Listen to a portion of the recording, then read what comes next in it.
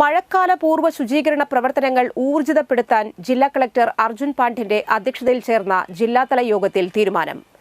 ജില്ലാ ഭരണകൂടത്തിന്റെയും ജില്ലാ ശുചിത്വ മിഷന്റെയും ജില്ലാ മെഡിക്കൽ ഓഫീസിന്റെയും ആഭിമുഖ്യത്തിൽ കളക്ടറേറ്റ് കോൺഫറൻസ് ഹാളിൽ ചേർന്ന യോഗത്തിൽ വിവിധ വകുപ്പുകളുടെ മുന്നൊരുക്ക പ്രവർത്തനങ്ങൾ വിലയിരുത്തി.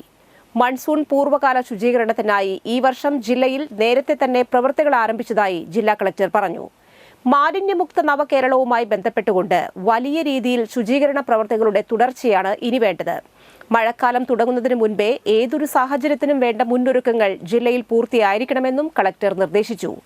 ഖാനകൾ വൃത്തിയാക്കൽ, 100% വാതിൽപ്പടി ശേഖരണം ഉറപ്പുവരുത്തൽ, വാർഡ് ശുചിത്വ സമിതികളുടെ പ്രവർത്തനങ്ങൾ ഊർജിതപ്പെടുത്തൽ, NCC, NSS, Nehru Yuva Kendra, scout and guides, residents association തുടങ്ങിയ സന്നദ്ധ സംഘടനകളുടെ പങ്കാളിത്തം ഉറപ്പുവരുത്തൽ, ജലാശയങ്ങൾ ശുചീകരിച്ച് മാലിന്യം നീക്കി ജലസ്രോതസ്സുകളിലേക്ക് നീരൊഴുക്ക് ഉറപ്പാക്കൽ, ഡ്രൈ ഡേ ആചരിക്കൽ, ആരോഗ്യവകുപ്പ് കണ്ടെത്തിയ ഹോട്ട്സ്പോട്ടുകളിൽ പ്രത്യേക ശ്രദ്ധ കൊടുത്ത് പ്രവർത്തിപ്പിക്കൽ തുടങ്ങിയവ നടപ്പാക്കാനും യോഗത്തിൽ തീരുമാനിച്ചു.